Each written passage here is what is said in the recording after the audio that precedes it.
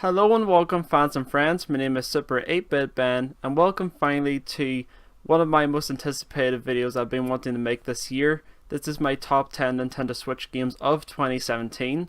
I've already made the video talking about all the games that I loved from this year. I had to sum down about 40 or so games down to about 10, so these are the cream of the crop. And I would have done some honorary mentions, but I think that would have made the video too long. So we're just going to go with the normal top 10. I may put some honorary mentions in the description instead, and you guys could probably check up some trailers of those games. I think they're pretty neat as well, but these top 10 games are games I think that you guys will probably enjoy if you are a Nintendo fan or have just gotten into a Nintendo Switch and are wondering what sort of games do you want to get. These are some of the best on Nintendo eShop and also physical. Brawlite is the indie Super Smash Bros. Clone pretty much. I've been waiting for this one ever since I bought the PC version on Steam, and the Switch port does have some problems, so that is the reason why I have it at my number 10 spot, but I really do enjoy this game despite some of its problems it has on release. I know that someday they'll actually patch those problems because the developers have officially said on Twitter or somewhere that they're going to fix the problems. They know that the problems are there, and then eventually this game will be more polished, and I still enjoy it in its current state, but I feel like unlocking certain characters and stuff like that is very difficult and would take a very long time and seems to require you to play online, which I really don't have time to actually play the online.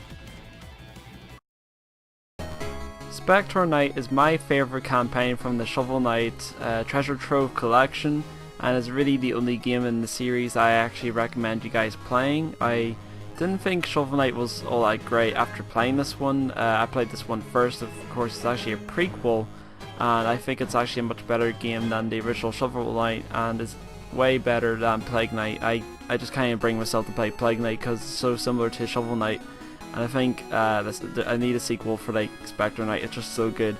You guys should definitely check this out. It is of course inspired by retro 2D platformers in both art style and gameplay, and it's a really cool game. Namco Museum on Nintendo Switch is a classic collection of games from Namco Bandai, and obviously that includes games like Pac-Man and Galaga, Duraga, Rolling Thunder, Dig Dug, Tank Force I think is one of them, and I really do enjoy some of these games, maybe not Duraga, but I enjoy the other ones, and it's nice to be able to play these arcade classics that I never had a chance to actually play when I was younger. Of course I was born in 1996, which makes me 21 now, and I would say these games came out at least a decade or two before I was actually born, and yeah, these are very cool little games, very basic. It may not be for everyone, but if you own a Nintendo Switch arcade stick like the one I reviewed, then definitely check this one out. Next up is Mutant Mudds Collection Deluxe. I know I ain't quite sure what you call this, but it's the Mutant Mudds Collection, that's what I like to refer to it as. It includes Mutant Mudds Super Challenge, and Mud Blocks.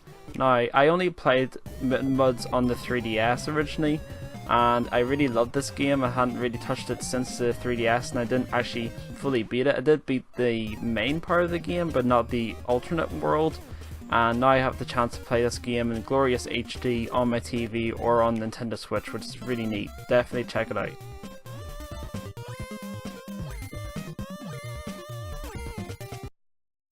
Now I know this one's going to be quite a controversial pick for my top 10 Nintendo Switch games, because one, it's a multi-platform game, and two, it got a lot of flack, but I already did a review on this game, you guys can check that out. I really enjoyed my casual playthrough of the main game, and may go back to it someday. I just liked the game. It had some problems, but in general I enjoyed the gameplay all the way through, and I wouldn't discourage people from playing this one. But yeah guys, check out my review that I already did.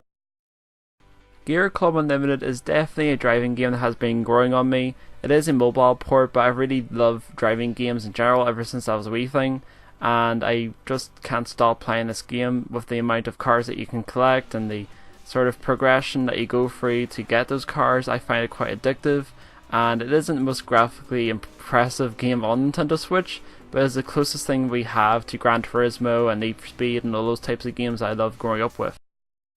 Guys, I'm still pretty convinced to this very day that this is the best Nintendo Switch eShop exclusive game. This is Fast RMX.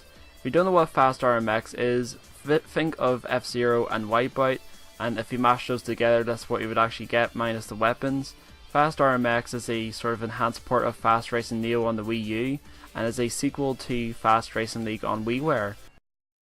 Guys, I wasn't expecting to get into this game as much as I did because, well, I've actually replayed this game numerous times on the Wii U, and I had played this one for I think around 50 hours or so on the Switch alone, which is insane. And the additional multiplayer maps that have been added has really enhanced this game to be the best Mario Kart out there besides Mario Kart 7. And you know, I think Mario Kart DS still holds up as well, but Mario Kart 8 Deluxe is a must-own for Nintendo Switch. If you do not have this one, get it. Even if you have it on the Wii U, it is totally worth buying again. It is such a fun game.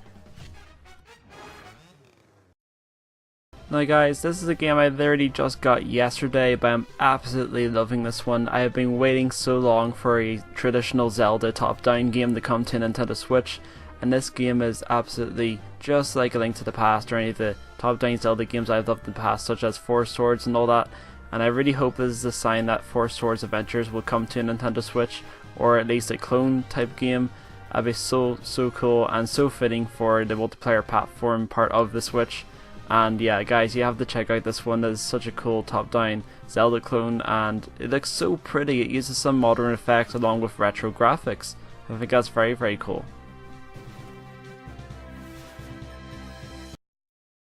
Guys, what can I say that hasn't already been said about this game? The Legend of Zelda Breath of the Wild is a must-own title for Nintendo Switch, and for a good while before launch it actually outsold the Switch in terms of units, which is absolutely insane. But this actually got Game of the Year, which made me very happy.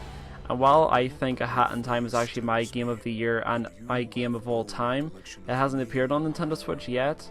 But definitely Zelda deserves to be number one on my top 10 list of Nintendo Switch games. It was the first one I owned, the first one I actually really beat on Nintendo Switch. It took me a whole month to beat this one, and yeah, it's absolutely huge and alive, and wow guys, just something I can't really describe in words. You have to play it for yourself. Everyone has a different experience with it, and it's just unreal. It does have some problems, and it isn't an absolutely perfect Zelda, but it does so many things differently and so many things new to the past Zelda games. That is a must play, experience game that you have to just have to. I can't even comprehend what I'm trying to say here, but guys, we're going to transition to whatever I wanted to say after this. You must save her, my daughter.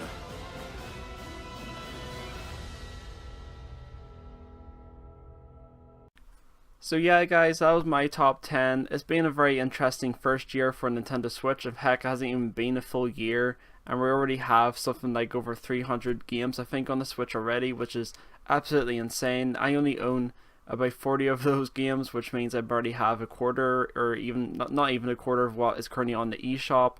I'm not saying that everything on the eShop is actually worth getting, but certainly these 10 games I have listed there now will at least give you something to think about getting, because I think a lot of them are great. Some of them appeal to different audiences and may not be for everyone. But yeah guys, this is going to be the last main video of the year.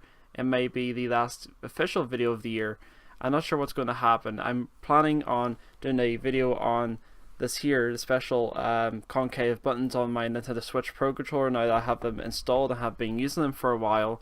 But yeah, this is going to be the last main video of the year, and I'm going to be taking some time off until the new year because I'm going to be working a lot this week in Marks & Spencer's as per usual. And yeah, you guys have a great Christmas and a happy new year. If you don't see any more videos from me, hopefully you will, but yeah, check out my older stuff if you haven't come across this channel before guys, and as always, don't forget to like, comment and subscribe, but only do that if you want to.